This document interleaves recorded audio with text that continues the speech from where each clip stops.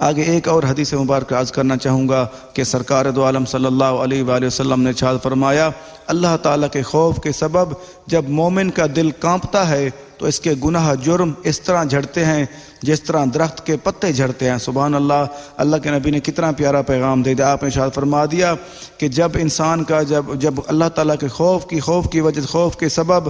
انسان کا دل کانپتا ہے، کافی دفعہ ایسی صورتحال بن جاتی ہے، کوئی نہ کوئی چیز کوئی معاملہ دیکھ کے اللہ تعالیٰ کی ذات کے بارے میں بڑا خوف آتا ہے، دل کانپ جاتا ہے، جسم بھی کانپ جاتا ہے بعض اوقات۔ اللہ کے نبی نے فرمایا جس مومن کا جسم دل کانپ جاتا ہے اللہ تعالیٰ کے خوف کی وجہ سے، اس کے جرم ایسے جھڑتے ہیں جیسے کسی درخت کے پتے جھڑتے ہیں۔ یہ مسند بازار حدیث نمبر 1322 اور احیاء العلوم شریف میں بھی ہے، جلد نمبر 4 صفحہ نمبر 542۔ آگے ایک اور حدیث مبارک عرض کرنا چاہوں گا کہ حضور نبی کریم صلی اللہ علیہ وآلہ وسلم نے ارشاد فرمایا،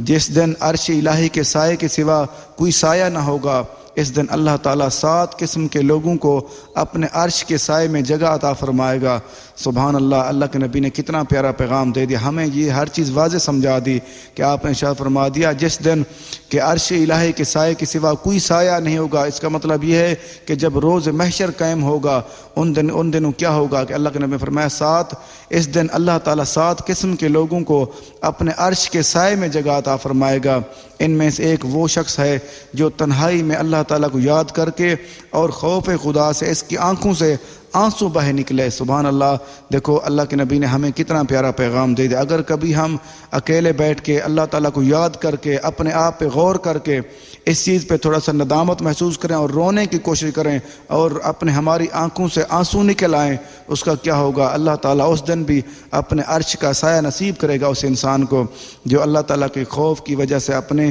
آنکھ سے آنسو جس کی آنکھ سے نکل آئیں گے، اللہ تعالیٰ اس کو اپنا سایہ نصیب کرے گا عرش کا۔ یہ بخاری شریف کتاب الاذان حدیث نمبر 660، احیاء العلوم شریف میں بھی ہے، جلد نمبر 4 صفحہ نمبر 543۔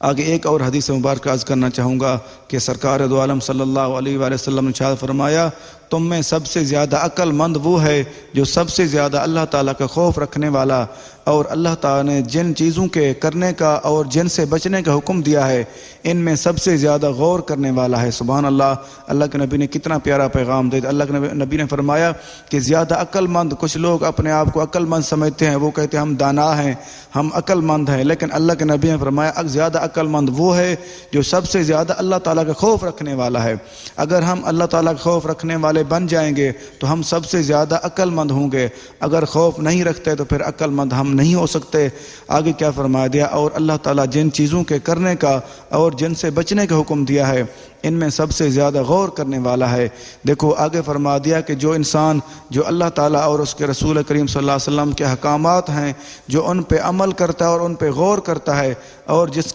چیز سے روکا ہے اس سے بچنے کی کوشش کرتا ہے اور زیادہ غور کرنے والا ہے، اللہ کے نبی نے فرمایا وہ عقل مند ہے، زیادہ جو اللہ تعالیٰ کے احکامات کو تسلیم کرتا ہے اور ان پہ غور کرتا ہے اور ان پہ عمل کرنے کی کوشش کرتا ہے اور جس سے منع کیا ہے ان سے بچنے کی کوشش کرتا ہے، وہ زیادہ عقل مند ہے، اور جو غور کرتا ہے اللہ تعالیٰ کے احکامات پہ وہ بھی زیادہ عقل مند ہے۔ یہ مسند الحارث کتاب الادب حدیث نمبر 820، احیاء العلوم شریف میں بھی ہے، جلد نمبر 4 صفحہ نمبر 537۔ آگے ایک اور حدیث مبارک عرض کرنا چاہوں گا کہ حضور نبی پاک صاحب الاولاق صلی اللہ علیہ وآلہ وسلم نے ارشاد فرمایا،